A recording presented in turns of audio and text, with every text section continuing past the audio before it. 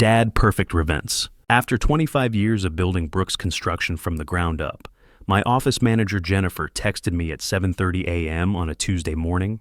Tyler, something's wrong with the monthly reconciliation. Can you come in early? Don't sign anything until we talk. I was sitting in my truck outside Home Depot, getting ready to pick up materials for the Riverside project, when that message changed everything. My name is Tyler Brooks. I'm 58 years old, and I thought I had my life figured out. My wife Patricia died 3 years ago from ovarian cancer, leaving me and my 32-year-old son, Mason, to run the family construction business. For the past 3 years, it's just been us two keeping everything together. Brooks Construction employed 15 people and had built half the commercial buildings in our county.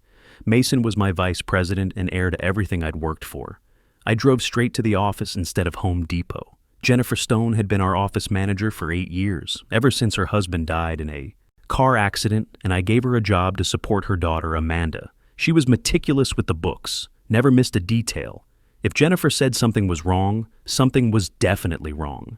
She was waiting in the parking lot when I pulled up, holding a stack of bank statements. Tyler, I've been working on the monthly reconciliation since 6 a.m., she said, her voice shaky. I found discrepancies that don't make sense, big ones.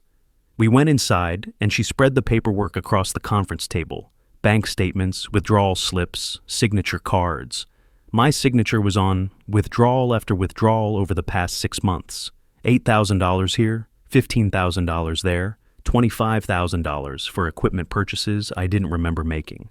Jennifer, I need you to walk me through every single transaction, I said, studying the signatures. They looked like mine, but something felt off.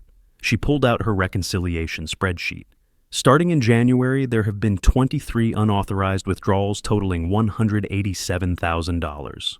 All have your signature, all were processed during business hours when you were usually on job sites. $187,000. My stomach dropped. That was nearly half our operating capital for the year. Who has access to these accounts besides me? I asked, even though I already knew the answer. Just you and Mason, she said quietly. And technically Carter Wilson since he's our accountant, but he'd need your authorization. Carter Wilson, Mason's college roommate who I'd hired 2 years ago to handle our books and taxes. Nice enough guy, CPA credentials, came highly recommended by Mason. The three of them, Mason, Carter, and me, were the only ones with access to the company's financial accounts. I told Jennifer to lock everything down immediately. No more checks, no more withdrawals, no access to anything financial without my physical presence. Then I called our bank and put a freeze on all business accounts pending an investigation. Tyler, Jennifer said as I was making the call, there's something else. I've been noticing Mason and Carter staying late a lot recently. Sometimes I come back to get something I forgot and see lights on in your office. When I asked Mason about it, he said they were working on tax preparations. Tax season had been over for 2 months. That afternoon, I drove to see Lance Taylor, my attorney and oldest friend. We'd gone to high school together 40 years ago, served on the volunteer fire department, coached Little League when our kids were young. Lance's office was downtown in a converted Victorian house, same place he'd practiced law for 25 years. Lance, I need your help with something sensitive, I said, settling into the leather chair across from his desk. I think someone's been stealing from my company. He leaned forward. How much and who? Nearly $200,000 over 6 months. And I think it might be Mason. Lance set down his pen. We'd been through a lot together. Patricia's cancer treatment, Mason's wild teenage years, the challenges of running a small business. He knew my family better than anyone. Tyler, that's a serious accusation. What evidence do you have? I spread out copies of the bank statements Jennifer had given me, showed him the signature analysis I'd started doing. Lance studied everything for 20 minutes, making notes. These signatures look legitimate to me, he said finally. But that doesn't mean they are. We need a handwriting expert to be sure, and we need to document everything properly if this is going to hold up in court. You think it could go that far? Tyler, if your son is stealing $200,000 from the family business, it's already gone that far. The question is whether you want to handle this internally or involve law enforcement. I thought about Mason, the little boy who used to ride in the truck with me to job sites, wearing his tiny hard hat and tool belt Patricia bought him for his 5th birthday. the teenager who complained about working summers for the company but always showed up, the young man who stood beside me at Patricia's funeral and promised to help keep the business strong. I want to be absolutely certain before I do anything, I said. Can you recommend someone who can analyze these signatures? Lance pulled out his phone. I know a forensic accountant who also does handwriting analysis. Sarah Mitchell. She's expensive, but she's the best in the state. If there's fraud here, she'll find it. How long will that take? 2 weeks minimum for a thorough analysis. Maybe longer, depending on how much documentation you can provide. 2 weeks felt like an eternity, but I knew Lance was right. If I was going to accuse my own son of stealing from our family business, I needed ironclad evidence. Set it up, I said. And Lance, this stays between us until we know for sure.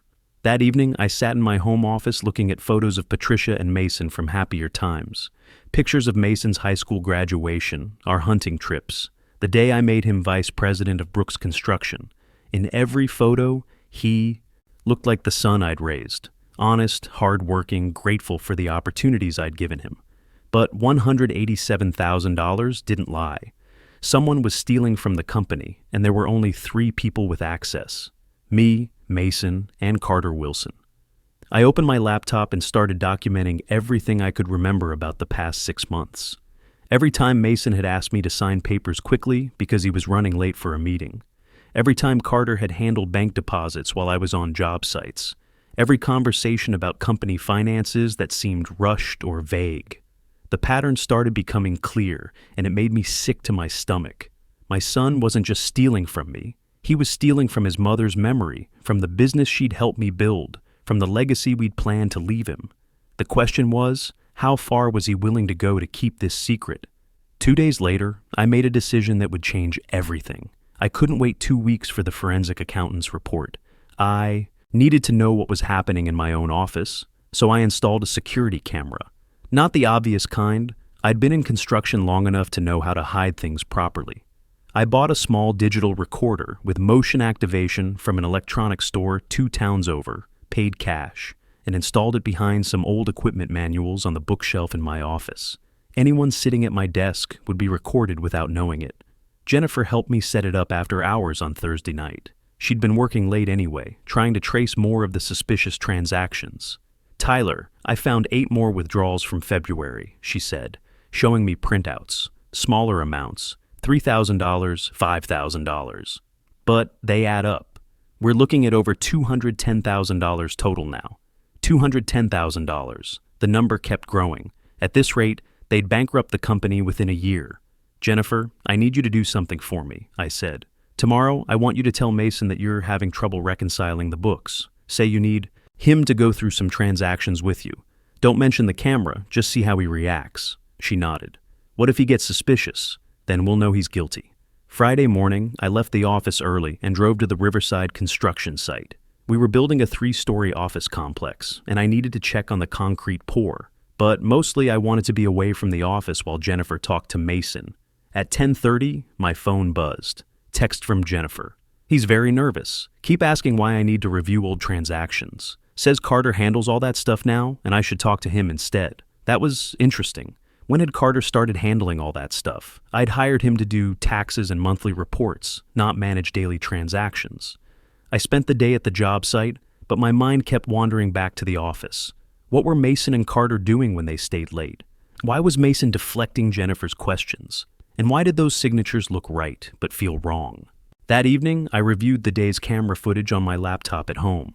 Nothing unusual, just normal office activity during business hours. But around 6:45 p.m., after Jennifer had left, the motion sensor activated. Mason entered my office with Carter Wilson. They looked around carefully before Mason sat in my chair and opened the desk drawers. Carter spread some documents on the desk, while Mason pulled out a legal pad and started practicing something. Practicing my signature. I watched in disbelief as my son spent 20 minutes perfecting my handwriting, copying signatures from legitimate documents. Carter coached him, pointing out where the pen pressure was too light or the loops were too wide. The old man's getting suspicious, Mason said on the recording. Jennifer's been asking too many questions about February's withdrawals. Carter leaned back against the wall. Maybe we need to accelerate our timeline. How much life insurance does he carry? My blood turned to ice. 1.5 million through. The business policy, Mason said, not even pausing in his signature practice. Another $500,000 personal policy Patricia set up years ago. I'm the beneficiary on both since she died. Perfect. Construction accidents happen all the time, especially with older workers who don't pay attention to safety protocols. Mason looked up from the legal pad. I've been thinking about that crane operation next week. OSHA violations happen, equipment malfunctions. Nobody asks too many questions when a 58-year-old construction worker gets careless. They spent another 10 minutes discussing the details, how to sabotage crane cables, which subcontractor would be blamed for faulty maintenance, how Mason would inherit everything, and Carter would get his percentage for handling the legal complications. When the recording ended, I sat staring at my laptop screen. My son, the boy I'd taught to drive, who I'd walked down the aisle at Patricia's funeral, who called me every Sunday, was planning to murder me for insurance money. I called Lance immediately. Lance, I need to see you tonight. Emergency. Tyler, it's 9 p.m. Can't this wait until morning? My son is planning to kill me. I have it on video. Silence. Then, I'll be at the office in 20 minutes. Lance arrived with Detective Melissa Harper from the county sheriff's department. She was younger than I expected, maybe early 40s. But Lance said she'd handled several embezzlement cases and knew how to deal with family crimes. We watched the recording together, all of it. Detective Harper took notes while Lance asked questions about the insurance policies and crane operations Mason had mentioned. Mr. Brooks, this is attempted murder conspiracy, Detective Harper said when the video ended. We need to take this very seriously. But we also need more evidence if we're going to make charges stick in court. What do you mean more evidence? I asked. You just watched them planning to kill me. I watched them discussing theoretical scenarios. A good defense. Attorney could argue they were just talking, not actually planning. We need to catch them taking concrete steps toward carrying out the plan. Lance nodded. She's right, Tyler. We need them to either attempt the sabotage or make more specific plans we can document. Detective Harper leaned forward.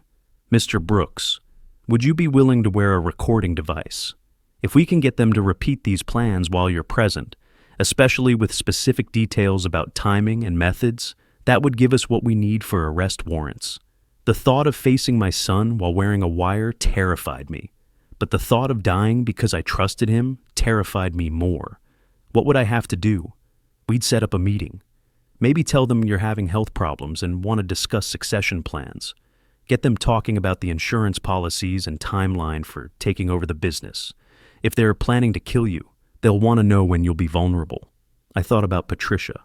What would she say if she knew our son had become this? Would she want me to protect him or protect myself? Detective Harper, if we do this and catch them planning to murder me, what happens to Mason? If convicted of conspiracy to commit murder, he's looking at 15 to 25 years in state prison. My son, in prison for trying to kill his father. But the alternative was being dead while he collected $2 million and told everyone what a tragic accident it had been. Set it up, I said. Let's catch him. Detective Harper and Lance spent the next hour explaining how the wire operation would work. They'd need 3 days to get equipment and warrants. The meeting would be Wednesday afternoon at the office, after normal business hours. 3 more days of pretending everything was normal while planning to trap my own son. I drove home that night, thinking about the little boy who used to help me sort nails in the workshop. Somewhere along the way, I'd lost him completely. Now, I was about to destroy what was left. The next 3 days were the longest of my life. I had to act normal around Mason while knowing he was planning to murder me. Monday morning, he brought me coffee like he had every day since Patricia died. Tuesday, we reviewed the Riverside project timeline together. Wednesday, he asked if I wanted to grab lunch at our usual spot downtown. The whole time, I kept thinking about Patricia, how proud she'd been when Mason graduated college with his business degree, how she'd insisted we bring him into the company as a partner, not just an employee. He's our legacy, Tyler, she'd said during one of her final hospital stays. Promise me you'll take care of him. I'd promised, but I'd never imagined I'd need someone to take care of me from him. Wednesday afternoon at 4:30, Detective Harper fitted me with a wire in Lance's office. It was smaller than I expected, just a tiny microphone clipped inside my shirt collar, and a recording device the size of a credit card taped to my chest. "Remember, Mr. Brooks," Detective Harper said, checking the audio levels. "We need them to be specific about their plans. Ask about timeline, methods, anything that shows clear intent to commit murder. What if Mason suspects something? Stay calm. These devices are nearly undetectable. Just have a normal conversation about business succession and let them bring up the insurance." Lance shook my hand. "Tyler, you're doing the right thing. Patricia would understand." I drove back to the office at 5:15. Jennifer had already left, as planned. The parking lot was empty except for Mason's truck and Carter's sedan. I sat in my truck for a minute, gathering courage to face my son while wearing a wire that could send him to prison for 25 years. Inside, Mason and Carter were waiting in the conference room with a bottle of bourbon and 3 glasses. They'd set up what looked like a celebration. "Dad, we need to talk," Mason said, gesturing for me to sit down. "Carter and I have been discussing the future of the company." I sat down, aware of the recording device against my chest. "What kind of future?" Carter poured bourbon for all of us. "Tyler, you're 58 years old. You've been working construction for 35 years. Don't you think it's time to consider retirement? Enjoy your golden years while you still can?"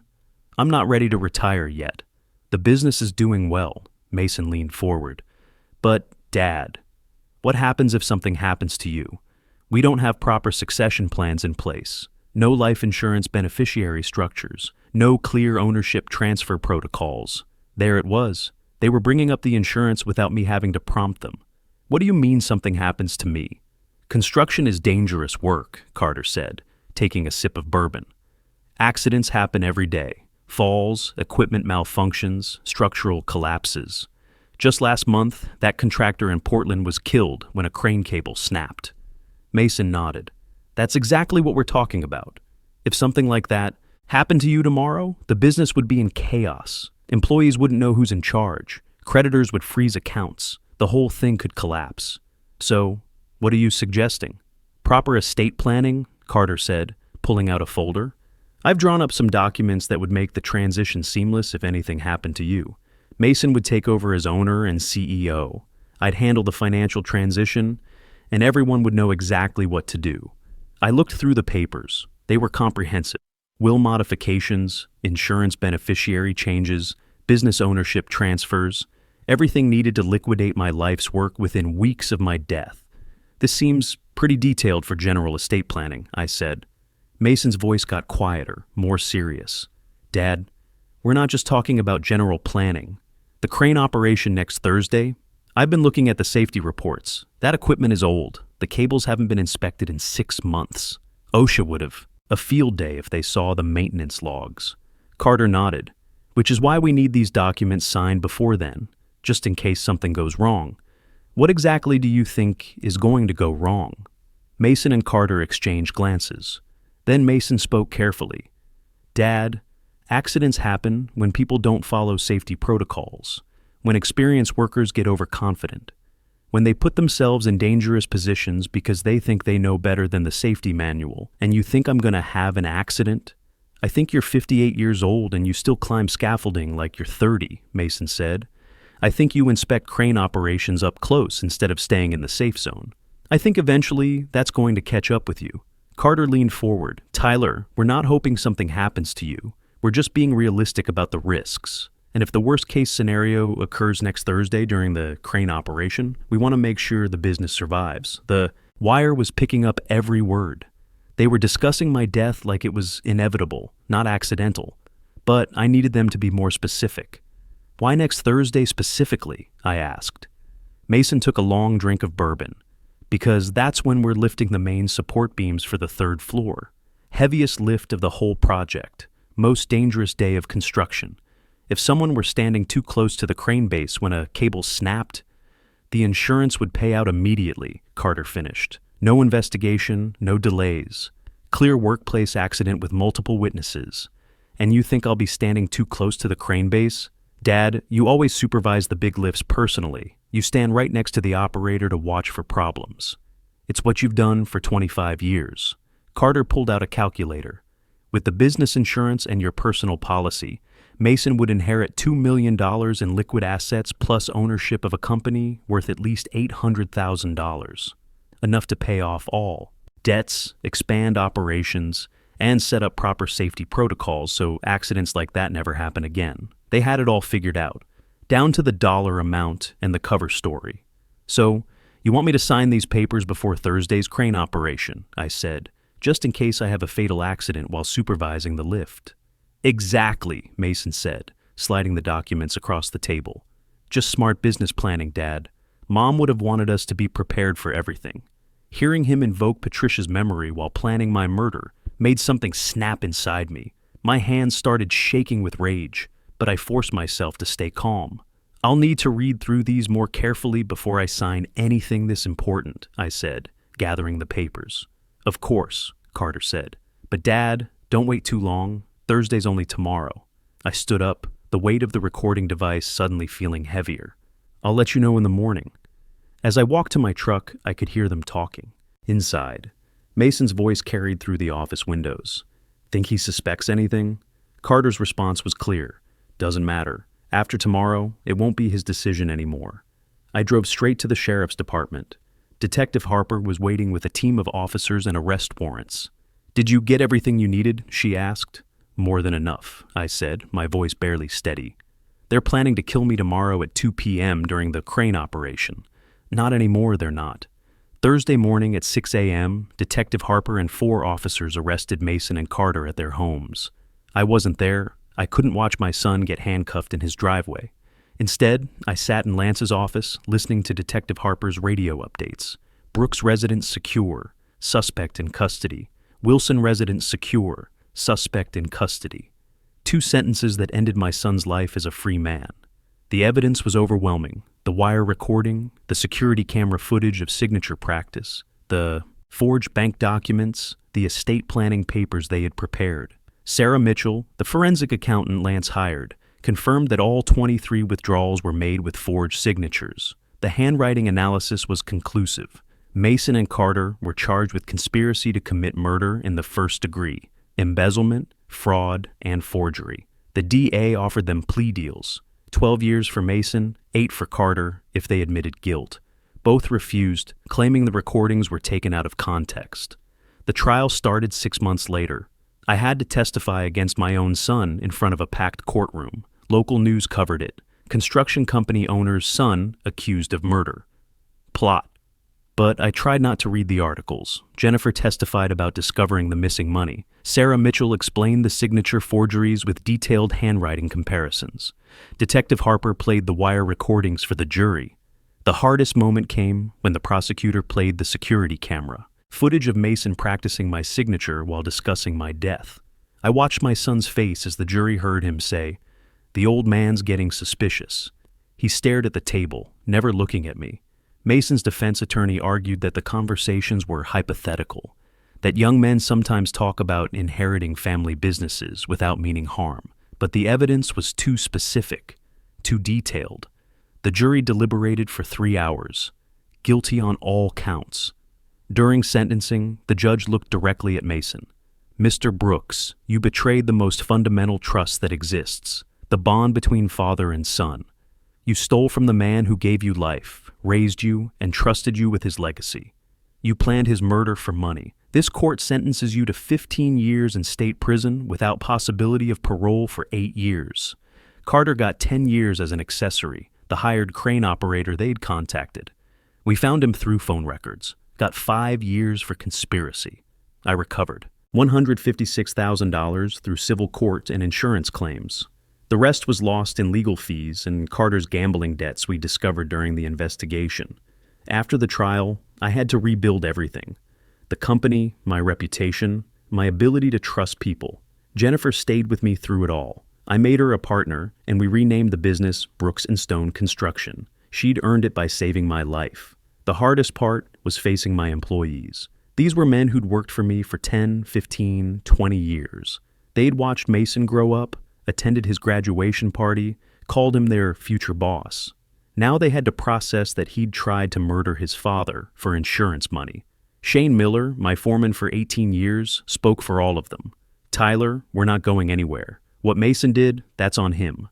You're still the same man who gave us jobs, paid fair wages, treated us like family. That hasn't changed, but everything had changed. I couldn't walk into my office without remembering Mason. Sitting at my desk, forging my signature. Couldn't look at the Riverside project without thinking about the crane operation where I was supposed to die. Couldn't sign my name without wondering if someone was watching, planning to copy it. I started seeing a counselor, a retired construction worker turned therapist who understood the business and the betrayal.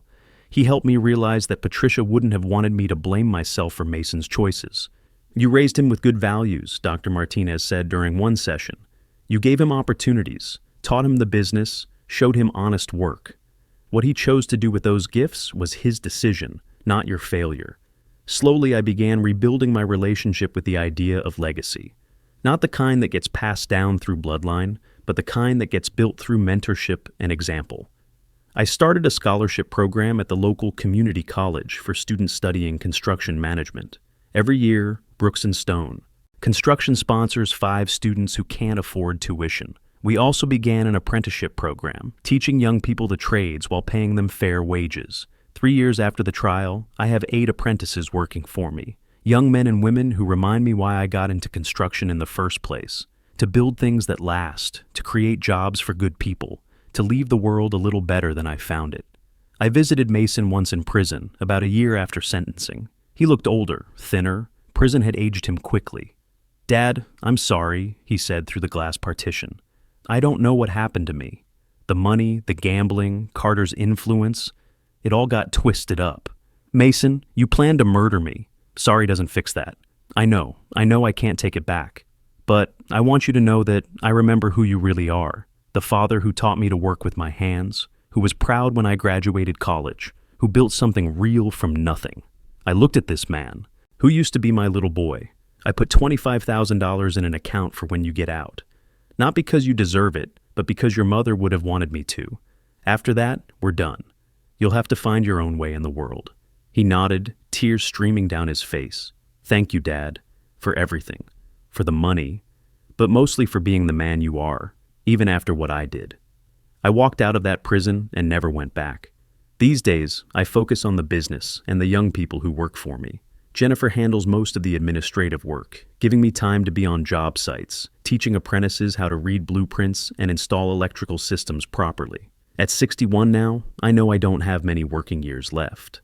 But the difference is that when I retire or die, Brooks and Stone Construction will survive because it's built on something stronger than family obligation.